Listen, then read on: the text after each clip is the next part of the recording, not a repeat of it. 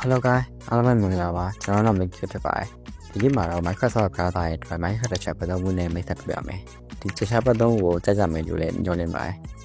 Okay ပထမတစ်ခုကတော့ကျွန်တော် Beta Hand ဖြစ်ပါတယ် Beta Hand တော့လက်ကလေးကတေးသေးလေးဖြစ်သွားပြီးတော့ရှေ့ကိုပို့သွားမယ်ပေါ့နော်ဒီကောင်လေးကဆက်လက်ချိန်ပေးရပါတယ်နောက်တစ်ခုကတော့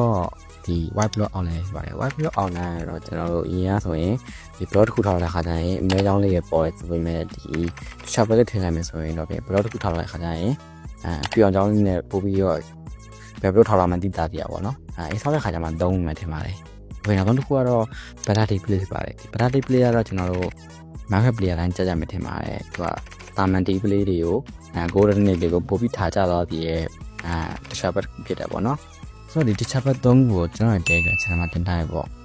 ဆိုတော့ဆောင်းနေပါလာကျွန်တော်ရဲ့ data channel ကိုလာရောအားလုံးဖက်ခါပါတယ်ဒါပါခင်ဗျမကြည့်ပါ